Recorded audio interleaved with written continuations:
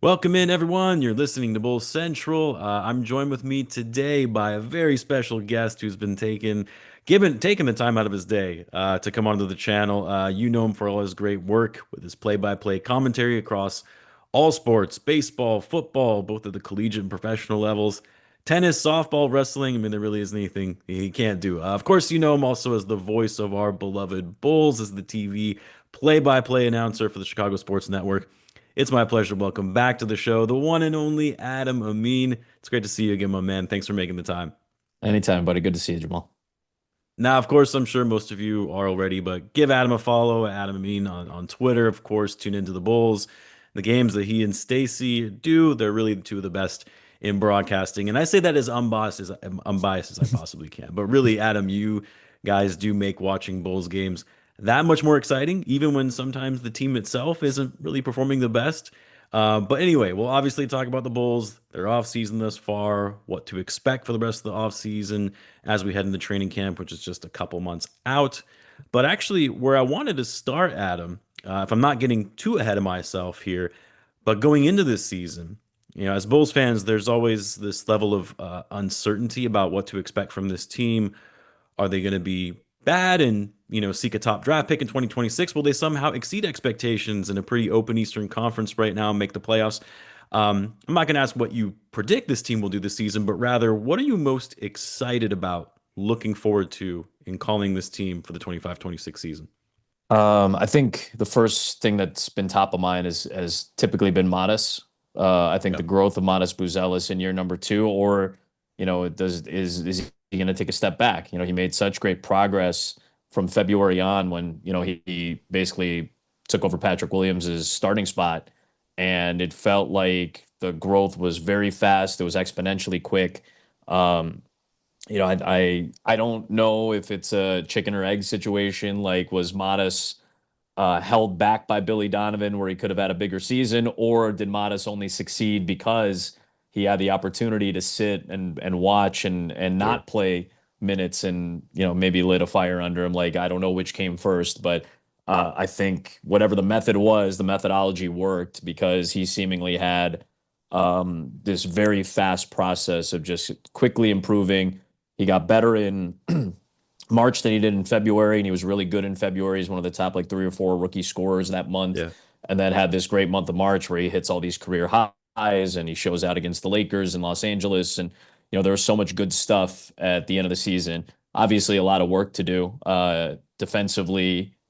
He's been very good as a rim protector, but he's got to get stronger, and that's been the plan. That's been the discussion over the last several months is to put on 12 pounds of muscle and still keep that frame, that wiry frame that has allowed him to be as agile and have as much dexterity as he's had.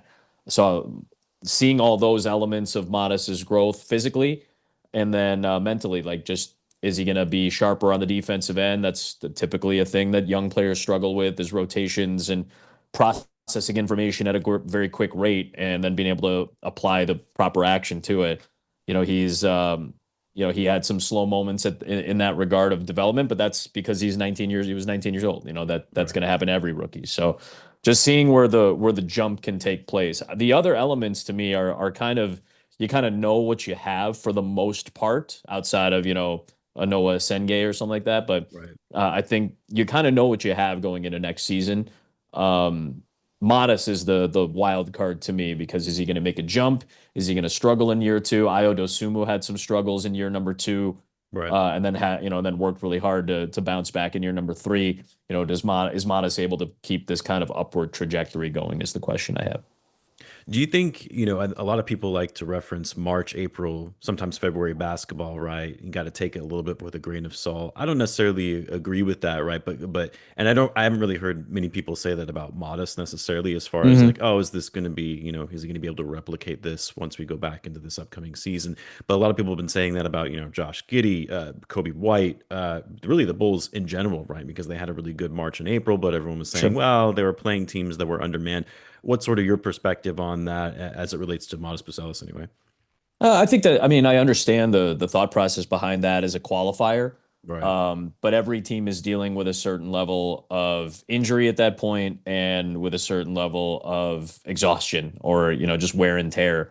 at that point of the season when you get to February. Then you have the All-Star break, and then you start playing. I agree that the Bulls' schedule was a little weaker towards the end. You play Charlotte and Washington and things like that, but um, you still have to play teams that are pushing for the playoffs. There Right. you still have to play teams that are battling for seeding. And in the Eastern Conference, most games had some significant stakes to them for most of the teams in the conference because it's so open ended. The East For was sure. so top heavy, and it may be even more, top heavy with more of them, middle class, so to speak, this year because of where is Boston going to be with the Tatum injury? Where's Indiana going to be with the Halliburton injury? What's Milwaukee going to look like as they try to fill in the pieces of their rotation after losing a couple of key players? I think I think it's an understandable criticism, but you're playing teams that have a lot to play for. So I would reject that premise more often than I would accept it. But I understand why that's a criticism. And I think with a rookie, kind of all that goes out the window. Every moment that you get, every minute you get as a rookie, especially if you're one with some talent and with some expectation and with a role, given a role like Modest was at the end of last year. Uh, he's fighting. He's fighting for every possible game to play and game to start and extra shot he can take. So I'm basing a lot of that off of what rookies typically do, but kind of knowing Modest's tendencies and some of his work ethic and his mentality, I think that's you can kind of toss it out the window. I think it's more important for the development for Modest. The biggest thing for me with Miles Ellis is the mentality, right? I Mm, love the fact that he is very eager to want to learn, very yeah, eager to want to win for the city. I think that's why he's becoming quickly a fan favorite, yeah, right? And I think as long as he's able to maintain that mentality, even if we do see a sophomore slump, that he's always going to try to get better, and that's going to be his yeah. focus. Let's talk about obviously the most anticipated move of the offseason that hasn't happened yet, actually. The number one topic and biggest priority for the Bulls this offseason. Josh Giddey, that looming contract extension. It's been what, a little over 5 weeks now since the start of Yep, free agency. Actually, even a bit more if you want to yep, factor in that the Bulls could actually start those conversations after the conclusion of the finals. Weeks have passed, and Josh Giddey and the Bulls still haven't come to an agreement on this next contract. Now, for me personally, I expected that this would probably drag out a little bit. I did not expect that a deal would get done on July 1st or even sure. that first week, but I certainly did not expect it to go into August. And here we are recording this Friday, August 8th. Still no traction on a deal. Are you surprised at all that it's taken this long for the Bulls and Giddey to find some common ground, especially for the player that the Bulls have indicated they view as a foundational piece for this roster going forward?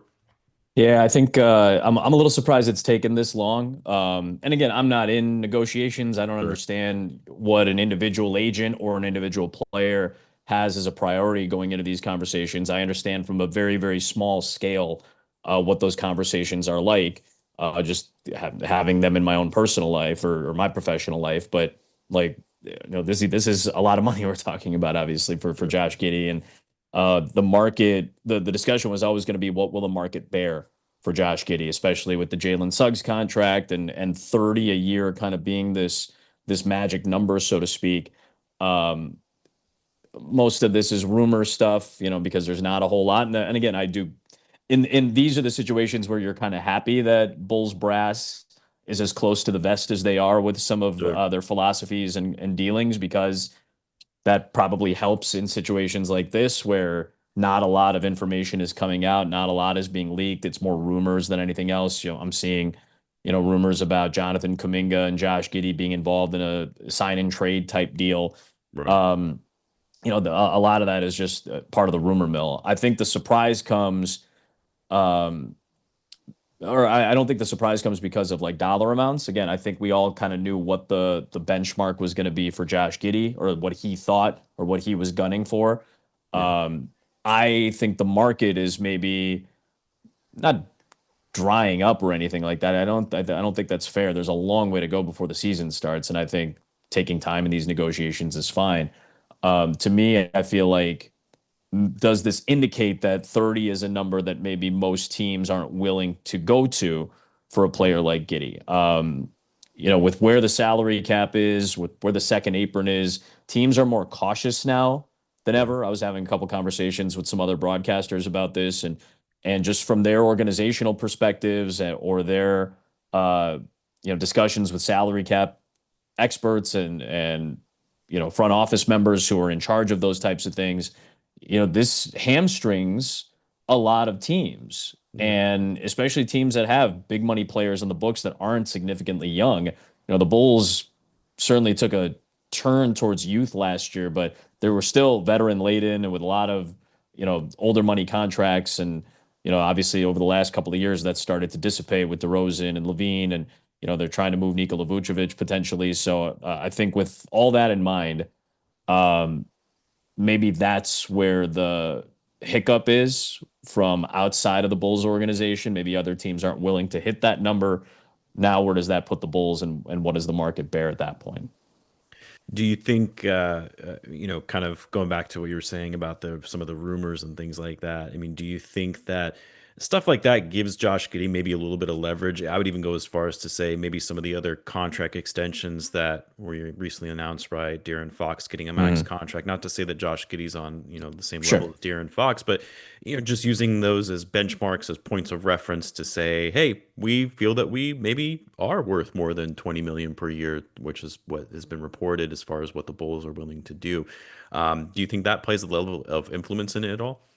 I think so. I think anything that agents can use for leverage or as a talking point to try to get a more general sense of what the league is like and where the league is headed. I think that's what the discussion often becomes. We kind of know what the league is. Right. Players like De'Aaron Fox help set the market, so we kind of understand what the market is. But it's what does the future market look like? What is Yeah. this salary cap, CBA negotiations, players that are up for contracts maybe in the coming year and what they might demand based off their future uh, potential numbers that they put up. What is their expected rate of scoring or assisting or whatever? Like they look for any little talking point, any little advantage possible. So I understand, like with a situation like this, when a player is seeking a certain amount of money and is trying to find the best avenue for it, their representation is going to look for any point like that. The other thing to Yeah. keep in mind is, you know, I imagine there are some offers out there for Josh Giddey. Sure. I You don't have to take all of them. That's the other thing. Like if there's a situation where you're going to get a $30 million or a $35 million a year contract, but it comes from an organization that has money to spend but isn't in a position to maybe to isn't in a position for higher trajectory. I Sure. think that becomes an interesting talking point about this too. Like for the player himself, like does he want to commit to an organization that maybe he doesn't feel comfortable with, or his philosophy or expectation over the next 5 years doesn't align with what the organization looks like? Um, that is another consideration to make. Now that also hurts the player's market value probably if they're rejecting certain offers. Like this is how fluid these Right. situations have a tendency to be, because one or two things that enter a discussion now become a variable for this formula that both sides are trying to create. So I think any discussion point that takes place in the public or behind closed doors is going to be used to somebody's advantage, you would think. Do you think there's a possibility that, the longer this drags out, the messier it could become? And when I say messier, I mean impacting in the relationship between Giddey and the Bulls, the front office, to the point where it could have a negative impact potentially in his play on the court. I don't know. I wouldn't go that far. I don't necessarily uh, connect those things, and that's also very individual based and also organizationally based. And I I think Josh, coming from Sam Presti, he credited Sam Presti for, as tough of a situation as that was, he credited Sam Presti for trying to put Josh in a good situation. Sure. And I think that is a tougher situation to be in if you're Josh Giddey, to be essentially, cast away by the team that drafted you and invested in you and seemed like they were invested in you until, that playoff series. I think that's a tougher situation than what he's dealing with right now, where he has an organization that does seemingly want to keep him. I think at the end of the day, he's gonna get paid by somebody. It's gonna be a Right. very high dollar amount for a player that has a lot of potential. And that if that's, that's probably that is the goal for every player to get to the second contract. And Right. this is the second contract that Giddey is trying to set up for himself for not just the next 4 or 5 years, but potentially for the next 8 or 9 years down the road in terms of multiple deals. Do you think there's a scenario where he potentially takes the qualifying offer, right, to opt for unrestricted free agency next summer to give him more opportunity to get what he wants, right? He'll have more flexibility, more leverage in those scenarios. Do you see that playing out, or do you see the Bulls really wanting to close this out? I could see the qualifying offer taking place, and Okay. I think that's a big risk, obviously, for both sides. But I understand where the qualifying offer comes in because Josh Giddey may say, "Well, I don't see, the trajectory the same way that the front office does." That I'm not saying that's what Josh thinks, but I'm saying any player might consider that. Uh, where's the trajectory of this organization compared to where I think I should or could be? And that becomes another element of consideration now because you have to think ahead. If you're going to take a qualifying offer, the thought process has to be, well, I feel like I'm going to have a job in a year with an organization that I really feel like, I could win with or grow with or whatever the philosophy and desire is for an individual player. Let's Yeah. say Josh Giddey, I don't know, for sake of example, thought, I really want to play for San Antonio next year. Or I want to play for an organization like, the Mavericks or the Heat or just name a team. Yeah. If he thinks he has a better shot of getting a spot with one of those organizations a year from now, if he plays really well, then yeah, that's another consideration you have to make. But that also adds to the risk. That also adds more variables to this really choppy formula that everybody is trying, like I said, trying to put together right now. So that's just a matter of this isn't anything that is exclusive to basketball. This isn't Yeah. anything that's exclusive to sports. This is risk versus reward Right. based off of what you think you can produce over the course of a tangible, definite amount of time. And Yeah. that's the risk that Josh is running. If he feels good about where he is, I think this is an interesting thing to kind of consider. Where do players feel like their ceiling is? Where does a player like Josh, who's so young, who has a lot of room to grow, is already being kind of put into a leadership position, not only in Chicago, but with his Australian national team. He's kind of one of the key players for the future of that program that has actually done very well over the last 10 years now. They've made a Yeah. big improvement in basketball.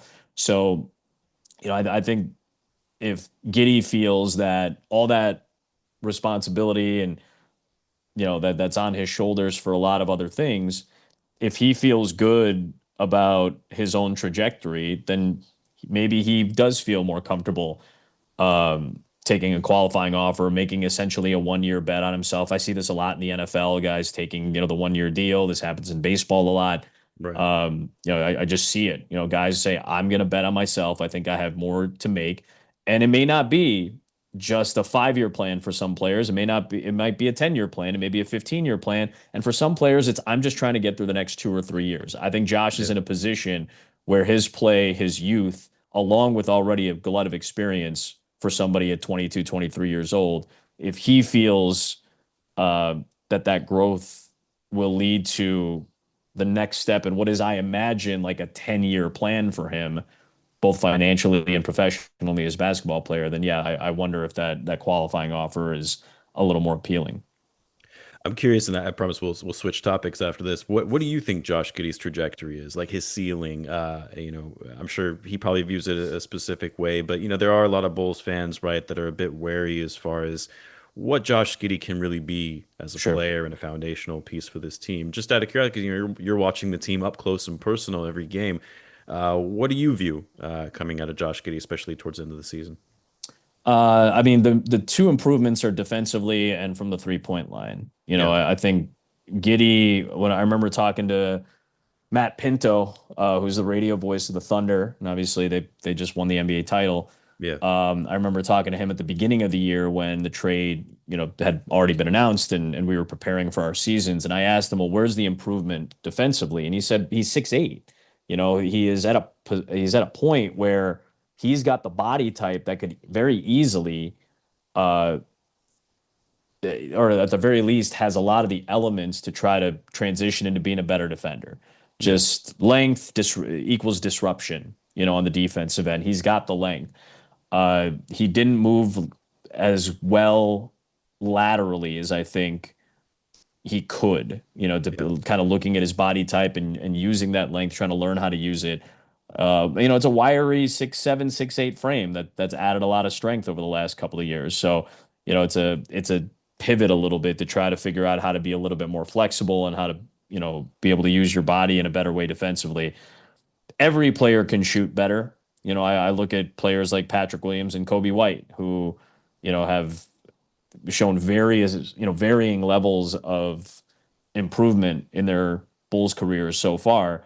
And there's always room to be a better shooter. They're just Yeah. more consistent to be in a game, in a sport right now that is still very reliant on the 3-point line. The Bulls just set a franchise record for threes. The Celtics just set an NBA record for 3-pointers made in a season. So, we're at that point where the shot matters. The whole profile for the Bulls offensively changed this past year because of how much more um, I don't want to necessarily say reliant, but how much more of a focus the 3-point line Yeah. was relative to the previous 2 or 3 years when DeRozan and Levine were here. So I I think you have to improve as a 3-point shooter. It Yeah. was it was good to start the year. There were a lot of peaks and valleys. He was much closer to league average this year after he was something like a 30% shooter before. It Right. started with the Australian national team at the Paris Olympics. He was already working on that. I think that still needs to be a major improvement because those are the things for a player like Giddey. He's always going to rebound. He's obviously a very skilled point guard. So the double Yeah. digit assist games and double digit rebound games are not like shockers. But Yeah. I imagine him Uncommon. being the type of player who can get you plenty of double doubles. What frustrates me at times, and I'm sure fans at times, is the consistency of the 3-point shot because the higher that goes, now the triple double does seem way more attainable. Now he does become that type of triple double machine that does garner the level of money and investment that I'm sure Giddey is seeking right now. Let's talk about Coby White. While things have remained pretty quiet on the Coby White front, and really that applies to a lot of Bulls related news outside of Josh Giddey and the ongoing restricted free agency saga. But one of the bigger question marks about this offseason has been the future of Coby White with this team. Kobe's going into the final year of his contract. He's extension eligible, but I think everyone knows he's going to wait until 2026 when he's able to get more money. Kobe has really ascended into a great player, really valuable player for this team. I've been saying some time now.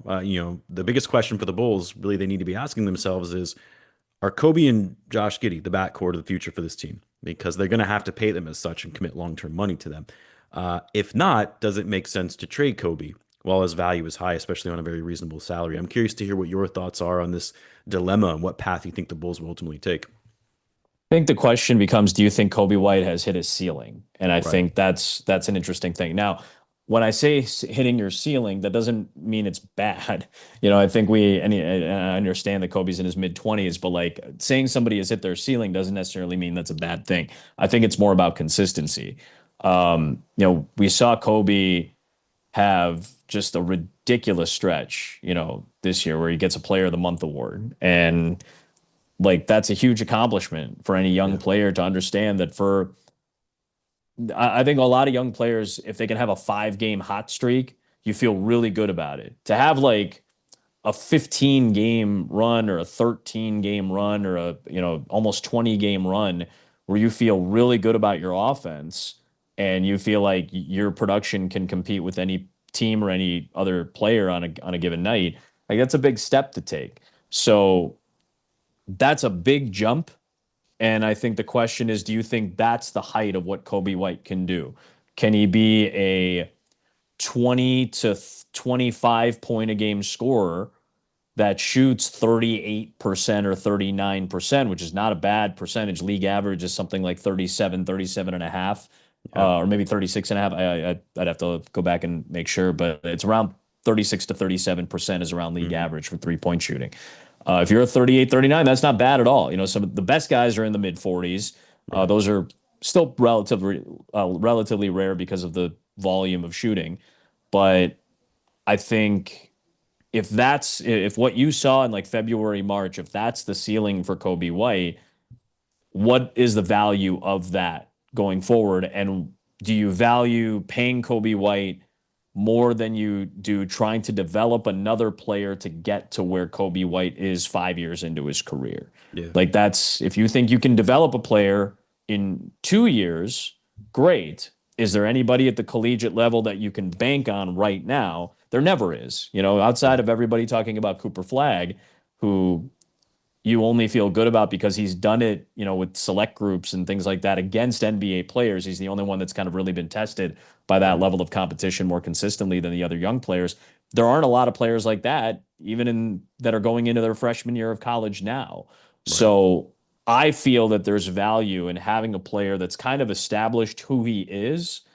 And if you can somehow convince him to stay, uh, then I think that's a thing that most teams would like to do. Now, the player, obviously, like you said, if Coby White has his druthers, he waits till free agency after what he hopes, I'm sure, is going to be an even better season than the one he just had this past year. But do you feel that he can do that? And the question becomes, can he do it night in and night out and against the better competition? Because we Yeah. also, like you were talking about, I do think it was fair to say you were playing some teams that weren't as good or not in the race or whatever it is late in the year last year.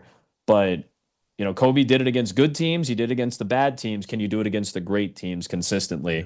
And if he wants to make a jump, I think that's where he takes his next step, just in terms of consistency. Because you can't have three solid games, one explosive game, and then an 0 for 9 shooting night. You just Right. like Right. I don't think that can be the story of your season to kind of get to the point where he's trying to get financially.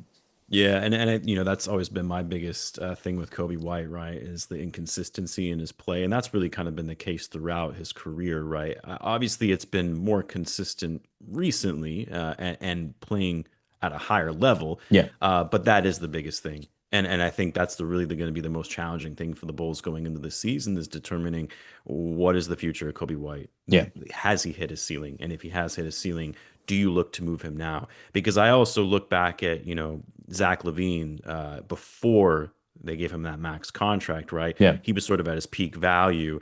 And they still, this was right when AK and Mark Eversley had taken over, right? And it was like, well, we're not going to be competing and winning a championship right now, but we've got this great player in Zach LaVine. Do we double down and try to move him, given the fact that he's kind of already aging out of the timeline that we have with Markkanen, Wendell Carter Jr., Kobe White, all that, Sure. and they're kind of in the same place with Kobe White. You know what I mean? Like it's like, okay, Yeah. well, Kobe White still young, obviously 25, 26, but you've got this young crew now, and it's like you have to consider that as part of the evolving timeline. Um, I did want to ask you, just because I feel like this is a common debate among Bulls fans. It's stirred up, like I said, quite a bit of debate, and it's sometimes a divisive topic, and that's this notion of taking a step back. You can call it tanking, what have you, Sure. getting high draft picks, rebuilding that way, especially given where the Bulls are at in the state of this youth movement, versus still trying to compete to the best of your ability with the roster you have in front of you. If it means, even if it means you're not going to be competing for a title, a lot of fans, they wanted to see the Bulls tank last season, especially after they traded Zach LaVine. They didn't. In fact, they performed at their best post All Sure. Star break, ended up going to the play in. I have my thoughts on this and whether the tank versus not tank debate, but I'm curious, what's your stance on this, at least as it relates to the Bulls and their current situation? I, I come from a very biased position Yeah, because I don't want to call like games that aren't entertaining. yeah, So for my purposes, for the job that I do and for what I enjoy about the NBA, which is just give me a close game in the fourth, like the Bulls are great for that, like right, that's great. Um, if we go into a season knowing that a team is trying to quote unquote tank again, I use that word loosely as well because I think that yeah, has a very specific connotation in people's heads, and I think what it actually means is like a lot of different things, yeah, depending on what a front office is trying to do philosophically. Um, the Bulls are in essentially a rebuild, but the East is what the East is. And I don't think Billy Donovan is the type of coach that is willing to like doesn't I know he doesn't want that. right, He wants to win games. He's a Hall of Fame coach. He's going to be inducted this year. to the Naismith Hall of Fame, obviously mostly for what he did in college, but he's a successful, for the most part, NBA coach too. I know it's under 500, but he had good years in Oklahoma City as well, and he's taken a Bulls team to the playoffs before, and at least to the step before, I guess. Again, I'm not saying that that's good enough for a fan base or for an organization, but I understand just in the broadest context, like he's had successes for the most part wherever he's been, and Yeah. he doesn't want to play or coach to that style. And as you saw, had this team traded Kevin Herter and Trey Jones and Zach Collins and kind of taken in a bunch of draft capital uh, at the trade deadline, because that seemingly was the idea, right? They traded Yeah. Zach LaVine, they got these players back in a multi-team deal, and the thought was, well, by that Thursday, Yeah. we'll Flip find a them. home for them and we'll try to bring some draft capital back. And that never really came to fruition. And then they played well because Right. those players don't want to just show up and not play well. They're playing for jobs too. Trey Jones earned himself another contract with the Yeah. Bulls. Zach Collins and Kevin Herter are both going to be in contract years. So they're playing for something as well. They're not going to want to be in a situation where they play poorly. I think tanking teams, the Raptors did it for a month and then stopped. It Yeah. was getting very obvious to the league because they were taking RJ Barrett and, Right. like Jakob Poeltl out in the middle of the third quarter and not playing them the rest of the game. Well, yeah, that's a team that the only way to tank really in the NBA is to not have better players out there. Right. And the Bulls still have a bunch of like Yeah. talented players Decent that players. Yeah. don't, they have good players that like you don't have the roster to tank. Right. There are some teams out there that do, that have all recent draft picks and all veteran castoffs or all, trade pieces or G League players or whatever, filling out the, 9 or 12 of the 15 roster spots. The Bulls don't have that. They have a bunch of guys who started a lot of basketball. Yeah. And I guess that's what AK and Mark Eversley were kind of referring to, where like we want young players that have experience. Well, you have that. That if that's what they're looking for, they have that. Yeah. So I don't think they have the type of roster that's built to tank. I don't think any of those guys want to, especially the ones that are playing for jobs. And I don't think Billy Donovan wants that. So Yeah. I think you approach it trying to win games. Yeah. I think it's the only way to do it because you don't have a roster that's capable of just being bad night in and night out relative to a bunch of 19, 20, 21-year olds that might be playing for like the Wizards or the Hornets or, name a team that hasn't made the playoffs in several years. Like I Right. just don't think the Bulls have that. My biggest thing with the tanking versus not tanking debate is if the players are playing well, meaning the young players, and they're exceeding expectations, you don't try to deter that from happening because Sure. they're winning too many games. That's sort of the way I view it, right? Like Modest Bucelis' ascendance towards the end of the season. I won't call it ascendance, that might be too extreme, but the way that he played well from a tanker's perspective, and when they view it, that's to say, okay, well, let's just sit Modest. You know what I mean? Because like we need to be Yeah. losing more games, or let's sit Coby White because he's just playing too well. It's like development is important. I understand there's you don't want to be in the middle. You don't want to be stuck in the middle forever. Yeah. But development is also important. If you're trying to manufacture losses for a non-guaranteed opportunity, I mean that's the other thing, right? That's a draft lottery for a Yeah. reason. Things can go haywire. Case in point, Jazz and the Wizards, who were playing unplayable basketball, got the fifth and sixth pick. Yep. It's like I just don't see the value in it. That's my perspective, and it usually gets me in trouble because the majority of the people don't agree with me on that point. But I also just like seeing good basketball. I'm like you know what I mean? It's like Sure. the team that I like, that I watch, I don't want to see them just playing garbage basketball night in and night out. Yeah. But anyway, Adam, I know you got to run. I know you got some commitments, so I won't keep you any further. But as always, my man, I can't thank you enough for taking the time out of your busy schedule with all the different sporting events you're calling, even during the off season. Keep up the great work. Looking forward to hearing you and Stacy on the call this season. Best of luck with everything, man. Thanks so much, Jamal. I appreciate it and keep up the great work, man. Thanks, and thanks to everyone for tuning in. I'll see you guys in the next one.